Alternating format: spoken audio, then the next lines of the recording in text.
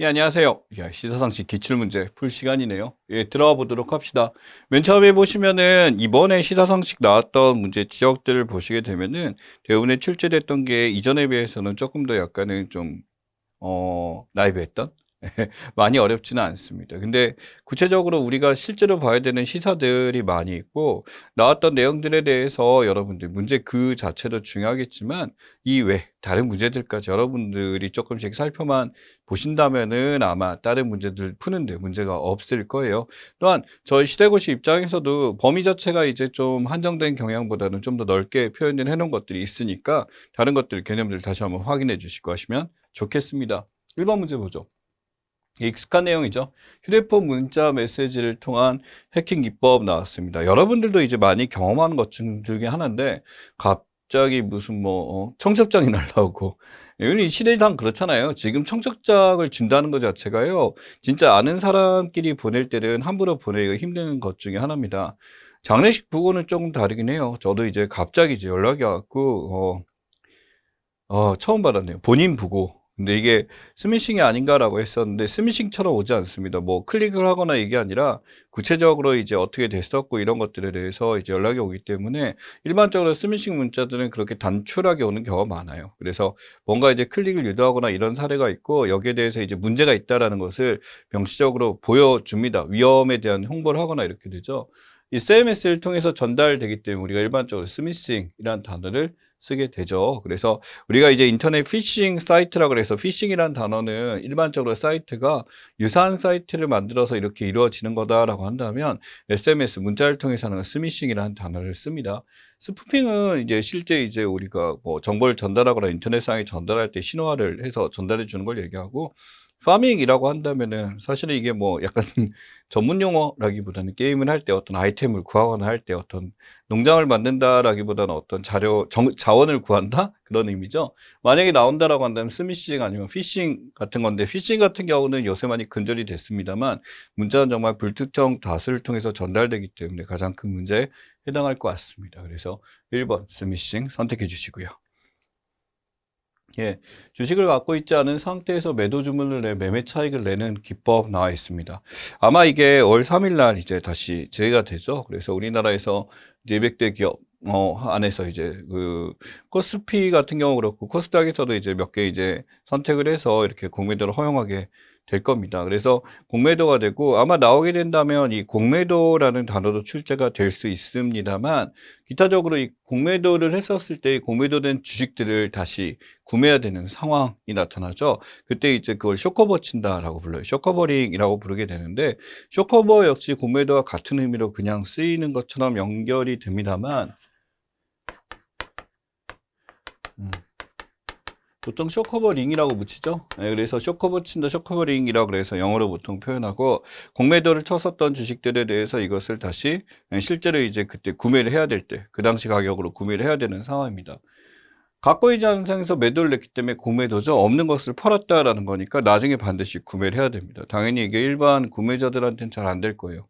약간 자산을 갖고 있거나 확실하게 이게 구매가 확실되는 신용이 있는 사람한테 이루어지고 일반인은 잘 하기 힘든 것 중에 하나죠.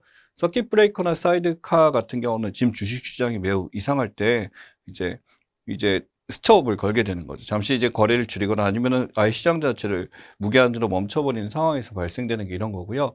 여기 나와 있는 쇼커버링 같은 경우는 우리가 생각했었을 때 구매한 공매도한 것들을 사게 되는 거니까 이 쇼커버링은 실제 구매하는 거고 매매 차익을 얻는 행위 자체는 공매도 그것을 구매할 때 쇼커버링 구분을 꼭 해주셔야 됩니다.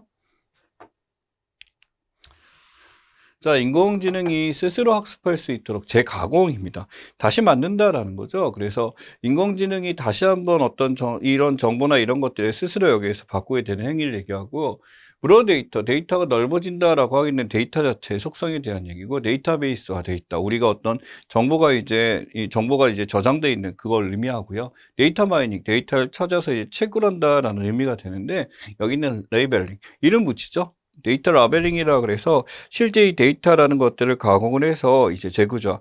사실 저장된 상황에서 이걸 재구조한다는 것은 방을 이제 재구조하는 거죠. 그래서 정보가 어느 쪽에 분류가 되고 이런 것들을 스스로 이제 하게 되는 것은 데이터 라벨링에 해당하게 됩니다. 구분해 주셔야 되고요.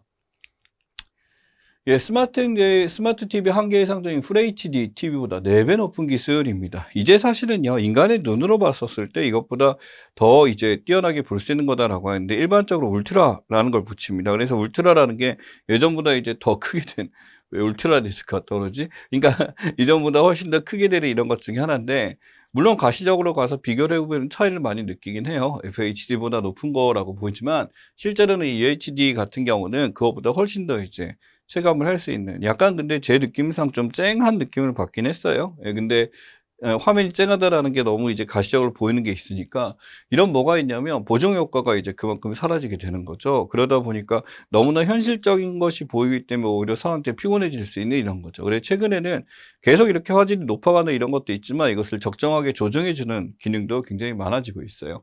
UHD에 대한 얘기고요. 여기 보시면 큐레드 같은 경우는 우리가 실제로 이제 화면상에서 이제 맑게 보이는 이런 것도 할 수도 있습니다만, 이 단계에서 FHD에서 높아진 거는 UHD, 울트라를 골라주셔야 되고, 최근에 이제 TV들은 대부분 다 도입이 돼서 보고 있는 기술 중에 하나다라고 생각하시면 됩니다. 자, 피해자와 가해자 심리에 동화되어 그들을 변화하는 범죄 심리학 현상. 영화에서도 많이 다루죠. 그래서 우리 그 과거에 이제 하리데이라는 영화에 보게 되면은 지강민이었나요? 그 무전 유죄, 유전 무죄를 외치면서 그렇게 됐었을 때 일부 거기에 있는 인질들이 보여줬던 행위에도 해당되게 되고요. 몇 가지 영화들도 이런 걸 다루기도 합니다. 어느 순간 자기가 거기 잡혀 있어요. 근데 이 가해자에 대해서 그걸 동정하게 되고 여기서 똑같은 행위를 이제 뭐 숨겨준다라든지 이런 식으로 나타나게 되는 현상, 이 신드롬을 스톡홀름 신드롬, 스톡홀름 증후군이라고 부르게 됩니다.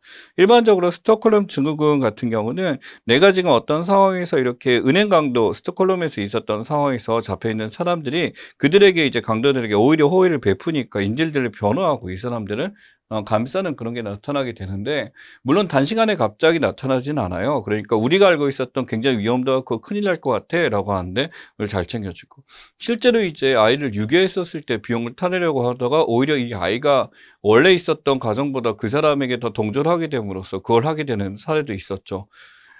근데 그런 건 함부로 못해. 유괴가 워낙 큰 범죄다 보니까 실제 그런 사례가 있어도 이제 우리가 영화나 이런 걸 못 보게 되는 게, 유괴는 어찌됐든 잘못된 거니까 이런 것도 있습니다. 그래서 스톡홀름 증후군은 최근에 이제 인질로 있게 되면서 이렇게 동조 현상을 뜻하는 거긴 한데, 사례상으로 보자면은 지금도 나타나고 있는 현상 중에 하나다라고 생각할 수가 있습니다.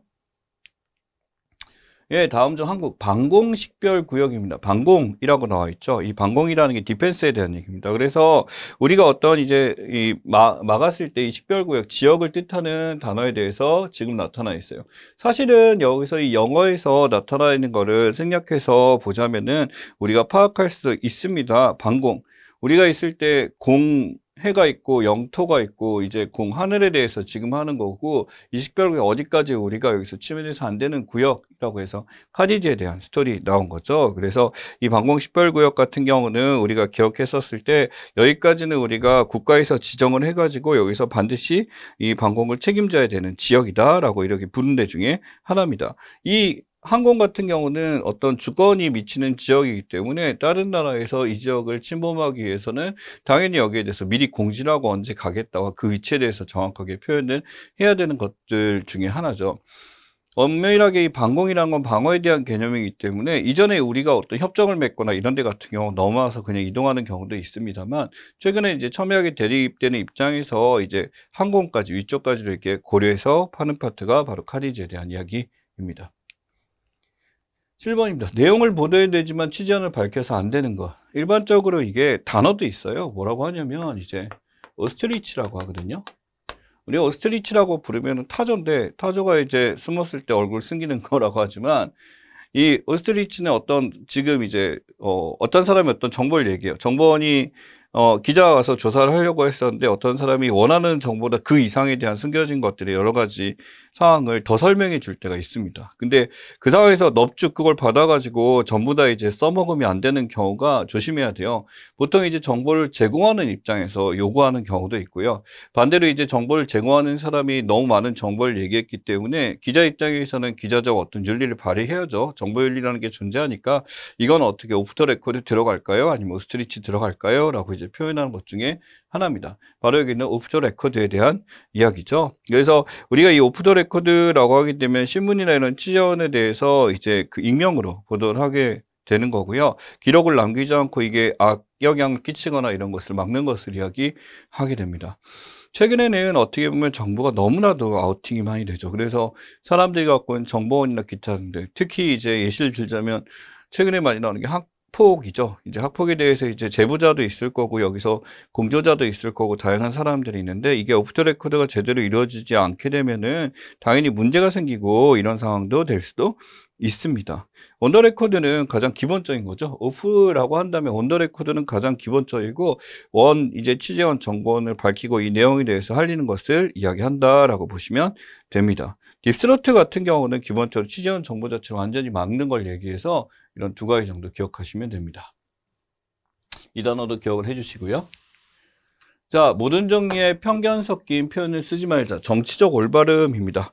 이게 우리가 기억했을 때 가장 이제 그 중심에서 해야 된다라고 할 때 정치라는 폴리티컬이죠. 그래서 컴퓨터니스트를 붙어가지고 이 PC를 붙이는 거죠. 그래서 정치적 올바름인데 이 PC가 어떻게 보게 되면 우리나라는 정말 많이 있죠. 이 정치에 대해서 이제 자기가 이제 극도로 싫어하는 입장이 있다라고 한다면 거기에 대해서 극도의 그냥 비난하는 발언이나 여러 가지 이제 굉장히 상스러운 단어들을 섞어서 서로를 힐난하거나 이런 사례가 굉장히 많이 보이죠. 그러니까 상당히 우리가 조심해야 될 것들 중에 하나입니다. 그런 정치적 올바름이란 거는 중립적 입장에서 정말 이것이 우리 국가에 필요한지 공익적 측면이나 개인의 사적 측면에서 해야 되는데 그저 싫다는 이유로 그냥 공격하게 되면 당연히 문제가 될 수도 있습니다. 라는 것들. 이제 어떻게 보면 이 PC운동 자체가 인종차별에 대한 그런 얘기들 여러분 생각보다 서양은 평등하게 서로를 인정해 주는 것 같다. 절대 그렇지 않습니다. 아예 관심이 없는 정보에 대해서는 차단이 아니라 인지를 하려고 하지 않은 습관들이 좀 있는 게 백인들의 특성이기 때문에 이런 문제를 많이 보여요. 그래서 PC운동은 한국도 많이 필요하지만 외국에서도 많이 일어나고 있다라는 거 말씀드리겠습니다. 9번. 어떤 해결하기의 절차, 방법, 명령어들의 집합이 나와 있습니다. 여러분들이 이제 정보를 찾아봤을 거예요. 그래서 유튜브에서 보고 싶은 정보, 예를 들어 어떤 기계를 샀는데, 저 같은 경우 이제 그 기계를 샀어요. 그래서 이 컨버터라고 그래갖고 연결해서 이렇게 모니터에다 TV에 연결한 모니터에 연결한 구입했는데 매뉴얼이 하나도 없는 거야. 그냥 그거만 하기 때문에 물어보게 되죠. 그래서 그걸 검색하고 찾다 보니까 이제 이렇게 하는 거구나. 외국 사이트라고 봤어요.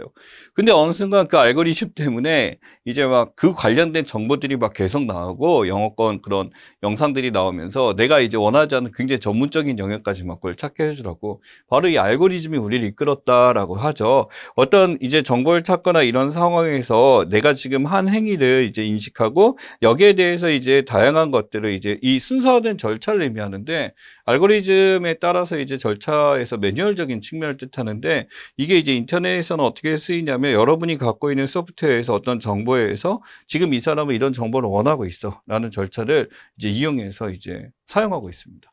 그래서 이게 바로 여기는 알고리즘이고요. 나머지 이제 코딩 같은 경우는 뭐 최근에서 워낙 유행하게 되니까 알고 있는 것 중에 하나죠. 2040년 탄소제로 활성화는 2020년 1월 1일부터 EU에서 시행된 세금입니다.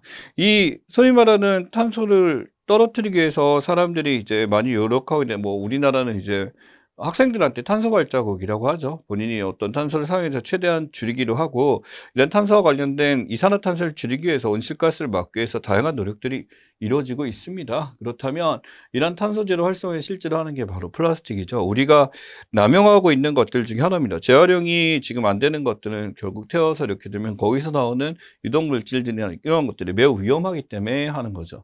여기 보면 비닐봉지세라고 하는 거에 대해서 이제 이름이 이제 비닐이라는 것들이 그쪽에서 솔직히 많이 안 써요. 종이봉투를 굉장히 많이 쓰거든요.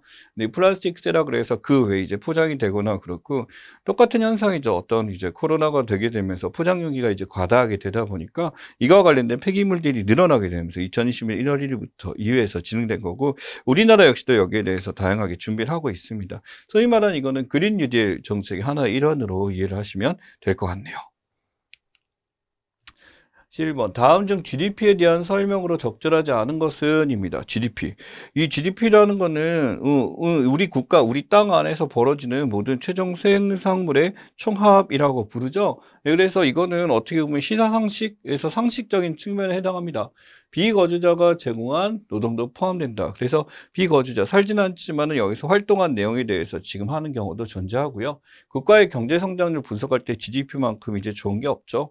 요새는 이제 GDI도 쓰고 GDP도 쓰고 GNP는 이제 한물 같죠. 그래서 워낙 세계 경제가 하나의 지구촌화 되다 보니까 최근에는 GDP를 주로 쓴다. 명목과 실질 GDP, 바로 물가를 반영했을 때 우리는 실질이라고 부르고요. 물가 반영하지 하고 단순 명목적인 최종 생산물의 가치로 보면은 실질 GDP로 활용되게 됩니다. 한 나라의 국민이 일정 기간 동안 생산한 재화 서비스라고 하게 되면 GNP의 개념이 지금 나왔네요. 우리나라 국민을 얘기하는 것이 아니라 우리나라 영토 안에서 생산된 최종 생산물, 재화 서비스의 합이니까 4번이 틀린 게 될 겁니다. 아마 잘 고르셨을 거다라고 생각해요. C원, 다음 중 바이러스에 대한 설명으로 적절하지 않은 것은? 엄밀하게 이 바이러스라는 것은요, 우리가 기억을 했었을 때 이 바이러스가 그 자체로서 생존할 수 있느냐? 숙주를 필요로 합니다. 이 바이러스가 거주하기나 뭐 다른 조건들이 필요하고, 그러니 우리가 마스크를 쓰고 이제 뭐 비말 맞고 이렇게 된 게 침을 통해서 공기 중에 이걸 입자들 통해서 거기에 거주해서 들어와서 복제되고 이렇게 되는 것들 중에 하나죠. 박테리아는 바이러스에 당연히 감염이 됩니다. 하나의 숙주로서 작동할 수 있기 때문에 이런 박테리아를 막는 것도 매우 중요하죠. 기본적으로 이 단백질이나 거, RNA나 이런 걸로 둘러싸인 것에 대해서 어떤 다른 것의 양분하는 박테리아는 그 원인이 되기도 합니다. 그래서 감염이 당연히 되고요. 숙주세포에 증식 가능하다. 숙주가 존재하기 가능하기 때문에 그걸 차단해야 되고, 인수공통 감염, 그래 사람끼리 이렇게 주고받고 하는 감염 굉장히 많이 일어나고, 에이즈 독감도 이런 바이러스의 전파가 만들어냈다. 에이즈 바이러스가 있고 독감 바이러스가 있죠. 그걸 차단하기 위해서 우리가 손만 씻어도 굉장히 많은 걸 막을 수 있다라고 하잖아요. 위생에 대한 얘기도 기억하셔야 됩니다. 13번. 기업의 사회적 책임을 강조하는 경영법. 일반적으로 우리 사회적 책임에 대한 의미도 좀 알고 있어야 될 것 같아요. 이런 사회적 책임이란 건 회사 입장에서 우리가 했었을 때 안정적으로 단순히 이윤을 남기는 소극적 책임도 있을 거지만 윤리적이나 어떤 기업의 사회적 기여도까지 생각하는 사회적 책임도 존재하게 됩니다. 그래서 이 모든 것을 포함해서 하게 되는 게 CSR. 이 되겠죠. 그래서 이 CSR 같은 경우는 기업의 사회적 책임, 지역 사회자 또는 이해관계자 또는 내부에 있는 근로자들부터 시작해서 우리 물건을 사용하고 있는 소비자들까지 다 고려해서 이러한 것을 이제 챙겨주는, 기억하는 책임이 되는 거죠. 사실은 일반적으로 소극적 책임은 이윤 창출에만 맞출 수도 있습니다만 경제적 법적 책임을 넘어서서 이제는 윤리적 사회적 책임까지 강조하는 어떤 사회적 책임을 중시하는 경영을 하는 기업들이 또 중시되고 있기 때문에 나온 문제다 라고 보시면 될 것 같습니다. 네, 14번. 부가가치가 큰 복합 전치 산업을 의미하는 신조어가 나왔습니다. 부가가치가 크다는 거는 이전에 비해서 굉장히 이제 올라가는 우리가 이제 얻게 되는 것이 크게 되는 이런 것 중에 하나죠. 전시회나 컨벤션 같은 거는 사실은 우리가 일반적으로 많이 보는 거라면 바로 이게 마이스 산업 이걸 의미하죠. 그래서 일반적으로 다른 것들에 비해서 부가가치가 굉장히 크기 때문에 여기서 있는 것들은 이제 주로 이제 어떤 전자상품이라든지 어떤 그 집적된 능력이 집적된 이런 것들에서 많이 하는 것 중에 하나입니다. 그래서 부가가치가 높은 이런 복합 전시회나 이런 데서는 마이스라는 걸 붙이게 되고요. 그러다 보니까 여기 같은 경우는 뭐 태양광이라든지 어떤 이런 것들을 통해서 이제 전문적인 영역까지 많이 가서 하는 것 중에 하나입니다. 지금 탈중앙화, 탈독점화를 통해 여러 경제 주체들을 연결하는 경제 형태야. 탈중앙화, 탈독점화. 어떻게 보면은 중앙을 벗어났다, 독점화를 벗어났다. 이전의 개념 중에 모더니즘에서 포스트 모더니즘이 이제 나왔었죠. 이제는 이제 모든 것들이 이제 넘어가서 중앙에서도 벗어나고 독점에서도 벗어나고 모든 것이 분산돼서 다양화되는 그런 거. 기존의 틀이나 체계 같은 것을 벗어나게 되는 것을 이야기하고요. 이게 바로 프로토콜 경제의 하나의 특징이죠. 이 프로토콜 경제 같은 경우는 이전과는 달리 어떻게 보면은 이 하나의 가진 플랫폼 자체에서 벗어나 탈 플랫폼에 가까운 거기 때문에 플랫폼과는 상대적인 걸로 볼 수도 있을 거고요. 창조 경제도 성격은 비슷하긴 하지만 탈중앙, 탈독점이 핵심이 아니죠. 오히려 중앙에 집중함으로써 창조적인 경제를 만들 수 있는 게 요새 특징이다 보니까 창조 경제에 빠져야 됩니다. 그래서 프로토콜 경제 골라주셔야 됩니다. 예, 비극적인 참상이 있었던 정서여행지 방문에. 그래서 예를 들어 유태인들이 이제 많이 죽었던 그 가스실 같은 걸 직접 간다든지, 우리 같은 경우는 서대문 형무소에서 직접적으로 이걸 체험해 보는 그런 것들도 있겠죠. 홀로코스트라고 부르죠. 이제 많은 사람들이 이유 없이 그렇게 학살된 사례에 대해서 우리가 직접적으로 그것을 체험해 볼 수 있는 시스템 같은 것들 이야기하죠. 바로 여기는 다크투어리즘입니다. 우리가 갖고 있던 과거에 잊어서는 안 되는 것들에 대해서 이것을 실제로 이제 경험해 보는 것들이고요. 지워버리고 있는 역사죠. 까만 역사. 블랙추어리즘이란 말도 쓰고요. 그래서 역사적으로 이제 교훈을 얻기 위해서 하는데, 이게 단순히 우리 역사의 뭐 뛰어난 사례들을 보는 것도 하나의 역사의 방법이겠지만, 과거 우리 역사 속에서 가지고 있는 굉장히 힘들었던 그런 것들을 실제로 그분들이 어떻게 고통했냐 같은 것들, 고통을 받았나라는 걸 보는 것도 블랙투어리즘의 한 사례, 다크투어리즘의 한 사례입니다. 제주도에 가보시면 제주 사선 사건 때문에 그 당시 오름들이 있어요. 이제 화산이 튀어나온 흔적에 보면 그 오름 안에 아직도 유골들이 있는 것도 있습니다. 사선 사건에서 그때 갔었던 이제 숨어 있었던 그런 분들이 결국 도망가지 못하고 그 안에 이제 죽음으로 남아버린 사태들도 직접 가서 이제 그들이 어떻게 힘들게 있었나라는 걸 보는 것도 이 다크투어리즘의 한 사례다라고 보시면 될 것 같습니다. 자, 그러면 우리 시대고시에서 준비한 문제들 한번 보죠. 예, 첫 번째, 다음 중 공부와 가장 관련 있는 사자성어입니다. 사자성어 문제는요, 한 군데만 나오는 것이 아니라 이제 다양한 데서 출제될 수 있기 때문에 여러분들 시사적인 문제도 있겠지만 상식적으로 우리가 알아가야 되는 것들 중에 하나다라고 말면 들면 되겠습니다. 자, 한우 충동 나왔어요. 땀을 흘리는 거예요. 그래서 이 소가 이제 땀을 질질 흘리면서 이렇게 되는 거고요. 이게 바로 뭐냐면 이 수레 안에 책이 많이 실어가지고 소들이 이렇게 땀을 흘리는 것을 이야기합니다. 근데 이게 실제로 이제 시사적으로 보자면 소가 땀을 흘릴 때도 수레에 가득 찰 정도의 책을 구했다라는 거는 어느 정도 돈이 있는 거예요. 그 당시 책은 굉장히 힘들거든. 안의 충동이라는 것은 그만큼 본인이 책을 읽고 이것을 소화해내고 이것이 많을 때 하는 것 중에 하나죠. 망원지정, 타산지석, 타인에 대해서 이제 보는 거예요. 타인의 입장에서 파악하고, 맥스지턴 같은 거, 정말 부모님, 고향을 잃어버린 것에 대한 어떤 탄식이나 이런 건데, 한우충동도 있겠고, 뭐, 실제로 공부와 관련된 형설증후 같은 거 굉장히 쉬우니까 이걸 출제를 했네요.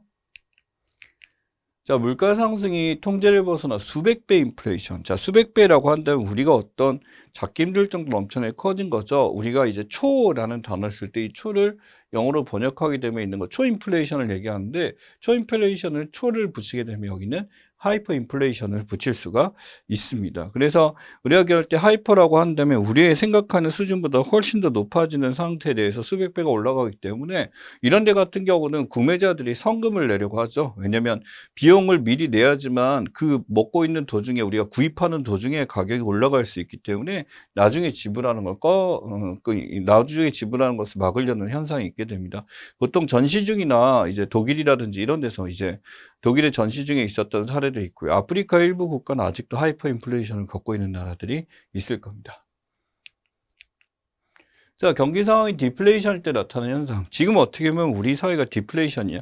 사실은 아닙니다. 시사 때 말씀드렸지만 우리나라는 굉장히 GDP가 어느 정도 상승하고 있고 안정적으로 가고 있죠. 물론 우리가 체감하는 것은 그런 물가가 비싸지는데 우리는 이렇게 팍팍할까 이런 생각하실 수도 있는데, 디플레이션은 전 세계가 지금 겪고 있는 하나의 사례 중에 하나입니다. 물가가 싸지면 좋나요? 절대 아니라는 것도 기억을 하셔야 될 것 같고요. 그럼 물가가 떨어져서 경기가 침체됐을 때 나타나는 현상으로 옳은 것은이죠. 통화량은 어떻게 될까요? 사람들이 물건을 많이 안 사니까 돈을 많이 안 들게 되겠죠? 통화량은 감소. 1번, 3번이고 물가가 떨어지는 그 자체, 디플레이션을 뜻하고요.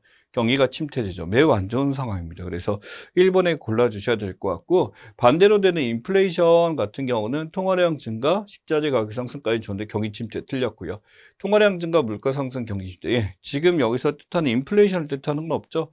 경기가 올라가야 되고 부양되게 될 거고요. 식자재 가격이 올라간다. 이것도 사실은 이제 원료가 올라가는 비용 인상 인플레이션한 사례니까 인플레이션 사례죠.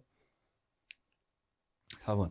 최상류 부유층의 소비자에게 프리미엄 제품을 내놓는 마케팅. 가장 최상위 사람들을 위해서 하게 될 때 여러분 이제 검색어를 뭐라고 해보시면 돼요? 하이엔드라고 써보시면 됩니다. 그래서 하이엔드급이라고 한다면 제가 이제 이 단어를 옛날 어렸을 때 접한 게 그 그래픽 카드였어요.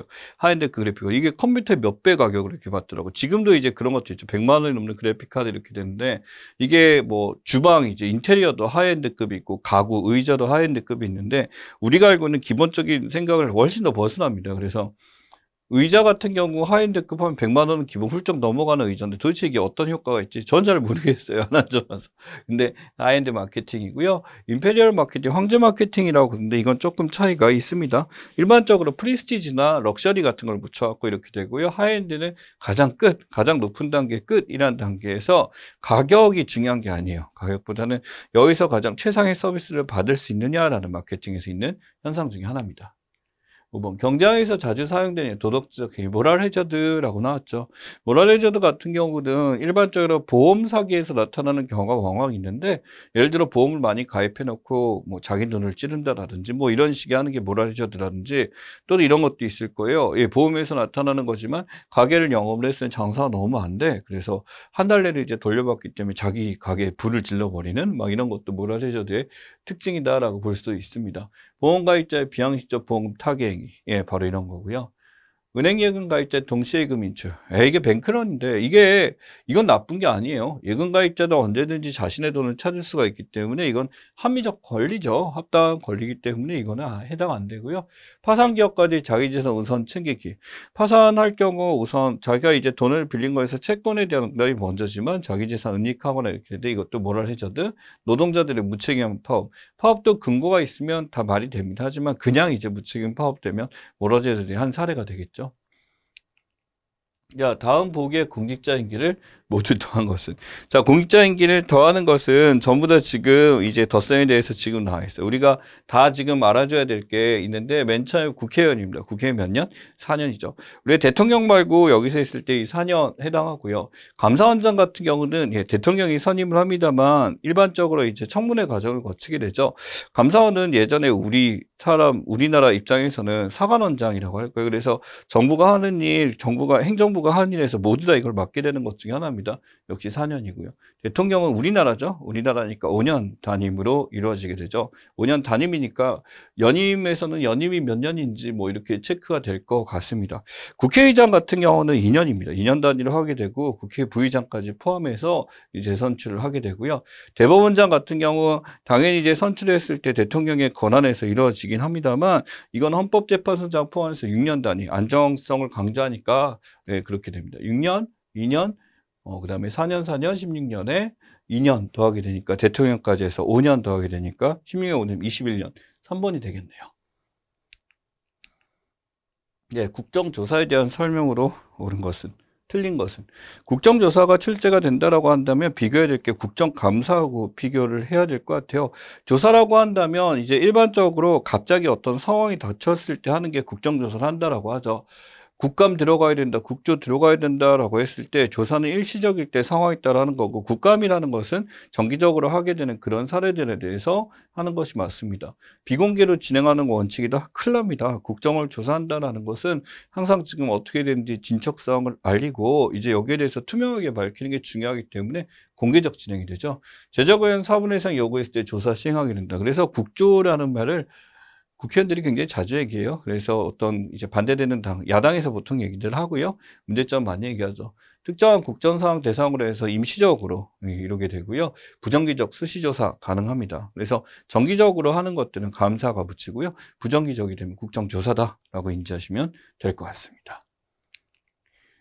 8번 지방자치단체에 대한 설명 중 틀린 것은. 지방자치단체 하면 지방자치 의결 기관이 있을 거고 지방자치 의회가 있을 거예요. 국민의 뜻을 해서 의회가 있으면 그 의결 기관은 여러분이 알고 있는 시장님, 뭐 도지사님 이런 분들이 되겠죠. 이들이 갖고 있는 건 틀린 것. 지방자치단체 임기 4년입니다. 4년인데 연임이 가능하죠. 예, 그래서 오랫동안 할 수 있고, 서울시장, 세종시장 장학금 대우를 받아 국회의원 참석이 가능합니다. 그래서 2급, 1급까지 이제 서울시장은 그래서 거의 장관보다 그 이상이기 때문에 이 선거에 있어서 굉장히 이 서울시장 누가 가져가냐 굉장히 중요한 것 중에 하나입니다.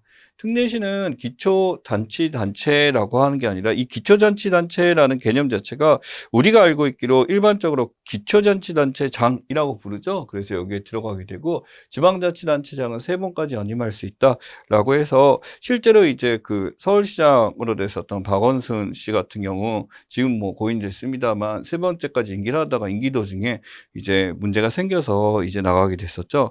여기서 보면 서울시장은 들어가는데 세종시장 같은 경우 장관급이 안 되겠죠. 그래서 일반적으로 이제 경기도지사 같은 경우도 이 정도로 이제 파워는 있습니다. 실제로 국무회의 참여 서울시장까지만 이렇게 들어간다라고 보시면 돼요. 참 웃긴 게 서울시장은 서울시와 관련된 일을 하게 되는데 실제로 서울시장에 대한 비판글을 그때 보게 되면 서울시에서 얘기하는 게 아니라 지방에서 얘기를 많이 해. 남의 도시죠, 어떻게 보면. 네. 자, 그 다음에 9번 법률 용어에 대한 설명으로 잘못된 것은입니다. 일반적인 법률 용어에서 나오는 것 중에 하나가 볼게요. 불문법은 판례, 관습, 조리. 예, 좋습니다. 불문법은요, 우리가 굳이 판례에 따르면, 관습에 따르면 이렇게 부르죠. 그래서 따로 명시되지 않더라도 이전에 있었던 조리나 이런 거 상황에서 보고요. 산업재산, 특허권, 저작권, 지정권, 상표권. 예, 문제가 없네요. 그래서 산업재산으로 인정받는 거. 명시적으로 딱 보이지는 않습니다만 이게 약간 무형의 자산 같은 그런 의미로 보이고요. 선거의 사원칙, 공정선거, 비밀선거, 평등선거, 직접선거. 뭔가 하나 빠져있죠. 비밀과 직접 평등까지는 좋은데 공정이 아니라 무슨 선거? 보통선거. 너 말이죠. 일정한 연령이 되게 되면 누구나 투표권을 갖게 된다라는 거니까 보통선거를 골라주셔야 됩니다. 신원권. 중가적 대선에서 중가족 대신해서 억울함을 밝혀주는 거. 그래서 그걸 밝히는 대리로서 이렇게 되고 이건 반드시 연고가 없더라도 가능한 것 중에 하나다라고 기억하시면 됩니다. 그래서 3번 골라주셔야 되고요. 다음 주 유전자 변형 생물에 대한 GMO라고 부르죠. 유전자 변형에 대해서 지금 생물과 문제가 거리가 가장 먼 것은 일반적으로 이게 연구를 많이 하고 있습니다. 왜냐하면은 지금 어떤 식량 자원이나 이런 차원의 문제를 해결하기 위해서 유전자 변형을 통해서 이러한 문제를 해결할 수 있는 수단들을 많이 얘기하고 있죠. 생산 비용이 증가한다. 유전자 변형 생물은요, 일반적으로 처음에 초기 자본은 많이 들 수도 있어요. 근데 이게 한번 만들어지게 되면 생산 비용을 감소시키기 위해서 만드는 것 중에 하나이기 때문에 생산 비용이 증가한다기보다는 증가, 초반에 연구 R&D는 늘어날지 모르지만 이후에는 계속 떨어지게 됩니다. 1번 아니고요. 2번 보신 생태계 교란이 우려된다. 예, 이게 만들어지게 되면 가장 우성인자를 가지고 편안하게 만들기 때문에 다른 열성인자들 죽게 되겠죠. 문제되고 안전성 검증 아직 안 됐죠. 이건 언제까지 밝히기도 쉽지 않은 문제 중에 하나입니다. 생물의 다양성 감소돼서 우성만 남게 되니까 문제가 되죠. 1번에 감소된다. 생산 비용이 조금은 증가로 감소된다로 고쳐주셔야 됩니다.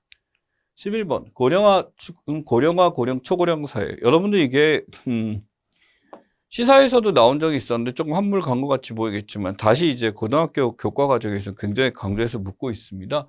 이유가 뭐냐면 지금 우리나라가 여기에 가지고 있는 것들 중에 하나죠. 그래서 실제로 우리 사회가 지금 이렇게 초고령화 사회로 가고 있고 2024년 정도는 확실히 넘어갈 거라는데 7단위 가다가 마지막에 20%가 넘게 되면 초고령으로 보고 있습니다.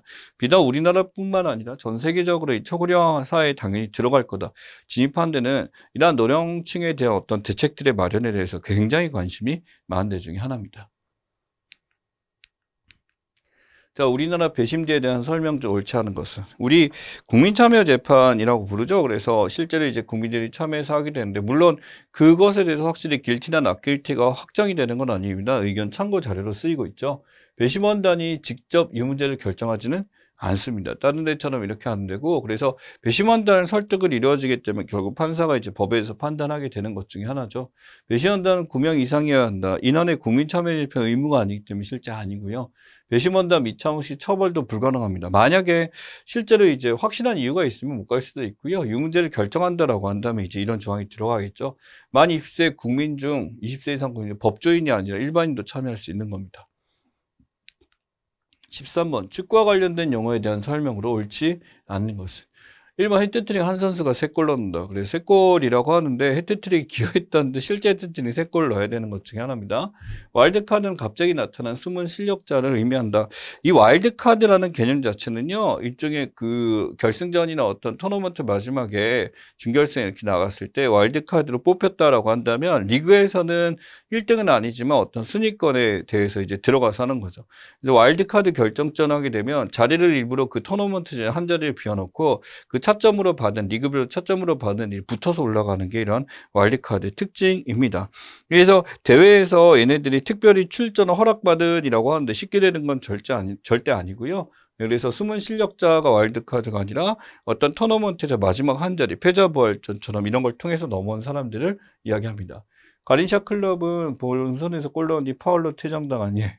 맞고요. 드래프트는 신인 선수 공평하게 나와서 1차, 2차, 3차까지 드래프트제 나눠져 있고 우리나라도 꽤 활성화되어 있죠. 14번 다음 중 시상식과 시상 장르의 연결로 올바르지 않은 것. 아마 이게 미나리 관련해서 아마 출제될 가능성이 있다라고 생각하고요.